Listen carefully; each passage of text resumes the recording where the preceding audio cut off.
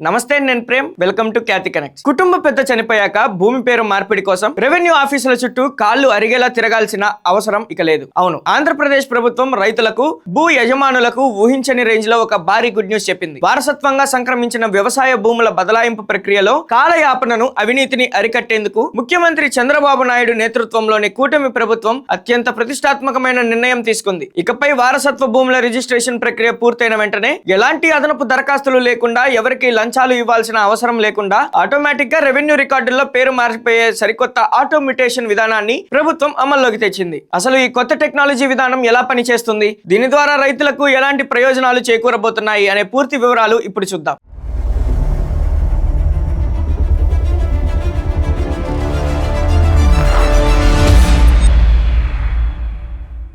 సాధారణంగా గ్రామీణ ప్రాంతాల్లో ఒక కుటుంబ పెద్ద మరణించిన తర్వాత ఆ భూమిని వారసుల పేర్ల మీదకు మార్చుకోవాలంటే ఒకప్పుడు అగ్ని పరీక్షగా ఉండేది. ముందుగా గ్రామ లేదా వార్డు సచివాలయాల్లో ఫ్యామిలీ మెంబర్ సర్టిఫికేట్ కోసం దరఖాస్తు చేసుకోవాలి. ఆ తర్వాత విఆర్ఓ, ఆర్ఐ, తహసీల్దార్ ఆఫీసుల చుట్టూ నెలల తరబడి తిరుగుతూ మ్యూటేషన్ కోసం అప్లై చేసుకోవాల్సి వచ్చేది. చాలా చోట్ల ఈ ప్రక్రియ రైతులను తీవ్ర ఇబ్బందులకు గురి చేసేది. కానీ ఇప్పుడు ఏపీ ప్రభుత్వం ఈ తలనొప్పులన్నిటికీ శాశ్వతంగా చెక్ పెట్టింది. భూముల రిజిస్ట్రేషన్ విభాగాన్ని, వెబ్లాండ్స్ రెవెన్యూ రికార్డులను అధునాతన టెక్నాలజీతో అనుసంధానం చేసింది. దీనివల్ల రిజిస్ట్రేషన్ ఆఫీసులో డాక్యుమెంట్ సబ్మిట్ చేసి రిజిస్ట్రేషన్ ప్రక్రియ పూర్తి చేయగానే ఆ డేటా నేరుగా రెవెన్యూ రికార్డులోకి వెళ్లి ఆటోమేటిక్ గా మ్యూటేషన్ అయిపోతుంది. కేవలం ఆఫీసుల చుట్టూ తిరిగే తిప్పలను తప్పించడమే కాదు, వారసత్వ ఆస్తుల బదలాయింపు కోసం అయ్యే ఖర్చును కూడా ప్రభుత్వం భారీగా తగ్గించింది. గతంలో రిజిస్ట్రేషన్ల కోసం వేలల్లో, లక్షల్లో ఖర్చయ్యేది. కానీ కూటమి ప్రభుత్వం తీసుకువచ్చిన కొత్త రూల్స్ ప్రకారం 10 లక్షల లోపు విలువైన వ్యవసాయ భూమి అయితే కేవలం 100 రూపాయల స్టాంపు డ్యూటీ కడితే సరిపోతుంది. ఒకవేళ భూ విలువ 10 లక్షల రూపాయలు దాటితే కేవలం 1000 రూపాయలు మాత్రమే స్టాంపు డ్యూటీగా నిర్ణయించారు. దీనివల్ల సామాన్య, మధ్యతరగతి రైతు కుటుంబాలపై ఆర్థిక భారం పూర్తిగా తొలగిపోయిందని చెప్పాలి. అయితే ఈ ఆటోమిటేషన్ మరియు సులభతర రిజిస్ట్రేషన్ ప్రక్రియ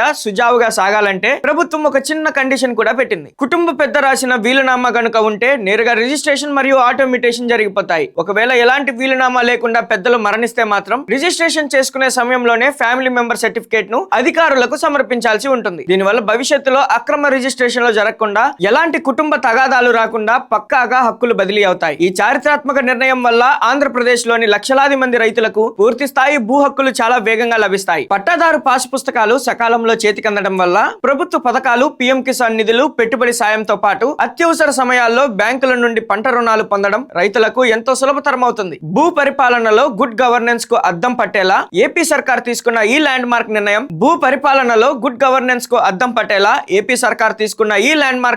నిజంగా అభినందనీయం. మరి ఏపీ ప్రభుత్వం తీసుకువచ్చిన ఈ సరికొత్త ఆటోమిటేషన్ విధానంపై మీ అభిప్రాయాన్ని కూడా కింద కామెంట్స్ లో తప్పకుండా పంచుకోండి. మరో వీడియోతో మళ్ళీ కలుద్దాం. కీప్ వాచింగ్ ఖ్యాతి కనెక్ట్స్.